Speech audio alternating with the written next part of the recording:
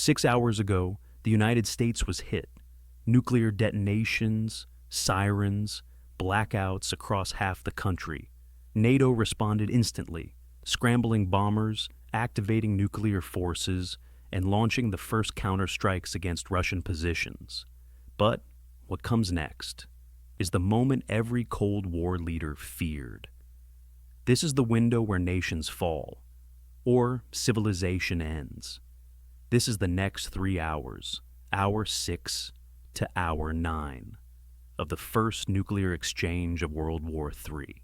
At hour 6, the world is blind, satellites are failing, communication lines fracture, and major cities from Chicago to Boston are without power. Washington, D.C., the capital of the United States, is a ghost city. Only military vehicles move through the streets. FEMA command posts glow in the darkness, lit by generators and red emergency lamps. Inside Cheyenne Mountain, the surviving U.S. leadership gathers in the war room. Maps flicker, missile impact zones flash red. Reports pile in from NORAD, STRATCOM, and NATO command. But the message is the same. The U.S. has minutes to decide how far the retaliation goes. And in Moscow, Russia prepares for the worst. While the U.S. assesses the damage, NATO has already begun its response. In the Arctic, British Trident submarines shift to launch depth. Below the Atlantic, American Ohio-class submarines reposition to new firing coordinates, ensuring their second strike capability remains intact. High above Europe, French Rafale jets carry airborne nuclear cruise missiles, while German and Polish fighter wings prepare for mass sorties. But there is one question no one wants to answer. Do they strike Russian territory now? If they do, Russia will unleash everything. If they don't, Russia might strike again first. The world is balancing on the edge of annihilation. At 6 hours and 23 minutes, Russia launches its second wave. Not nuclear yet, but devastating. Hypersonic missiles slash across Eastern Europe, hitting NATO radar systems, air bases, and ports. Kaliningrad fires a barrage of Iskander missiles at Poland. Explosions ripple across Gdansk, Szczecin, and military airfields near Poznan. NATO forces scramble, but Russia isn't done. In the Arctic, Russian bombers cross the pole, breaking the line NATO hoped would hold. And for the first time, NATO command sees the unthinkable. Russia is preparing its own strategic nuclear forces for another attack. Air battles erupt over the Baltic Sea and the Barents region. This is no longer a conventional conflict. It's a fight for air superiority before the next nuclear exchange. American F-35s intercept Russian Su-35s. British Typhoons join the fray. French AWACS radars light up the sky. Dozens of aircraft are shot down in minutes. And then, a chilling development. A Russian Tu-160 bomber disappears from radar. It didn't crash, it didn't return to base. It simply vanished, which means one thing. It's flying below radar, with nuclear missiles. NATO High Command goes dark. No one knows where the bomber is, or what its target might be. 7 hours after the first strikes, Europe fractures. Germany closes all borders. France imposes martial law. Italy shuts down its airspace. Sweden and Finland deploy emergency mobilization orders. Millions of civilians flood highways, desperate to flee westward, away from potential targets. But there is nowhere safe. Radiation plumes begin drifting from the first impact zones in the United States. Jet stream models predict fallout reaching Iceland within 48 hours. Across Europe, panic rises. Governments beg people to stay indoors, but it's too late. The roads are choked with cars, and in the middle of the chaos, NATO receives the most terrifying intelligence update of the war.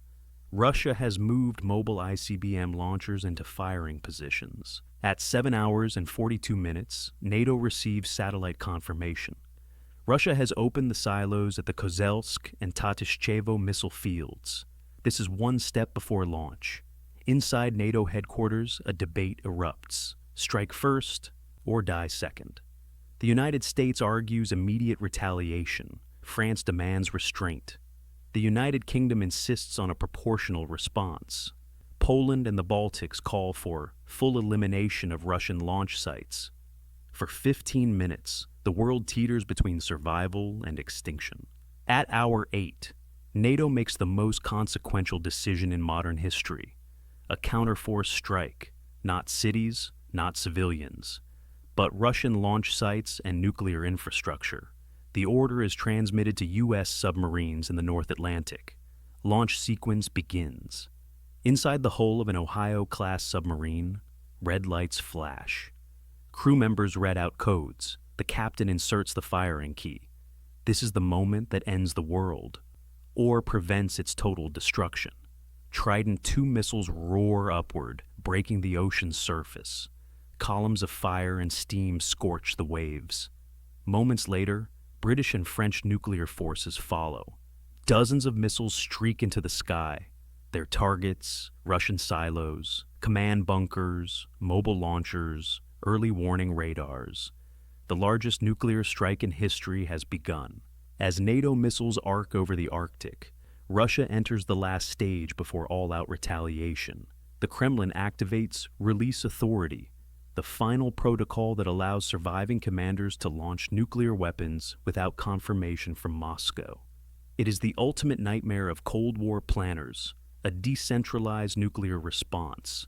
Impossible to stop once triggered. Russian generals take positions in hardened bunkers. Mobile launchers raise their missiles.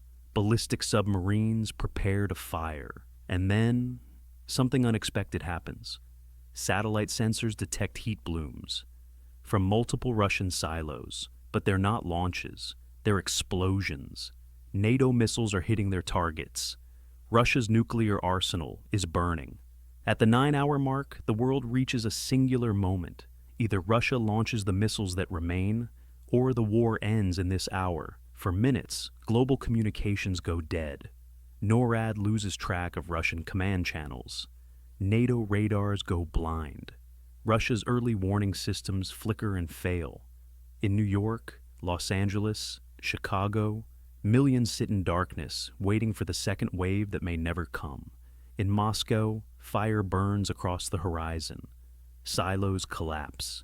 Infrastructure crumbles. No one knows who is alive or who is in command. And then, just as NATO prepares for Russia's final retaliation, a message breaks through the static. A short fractured transmission.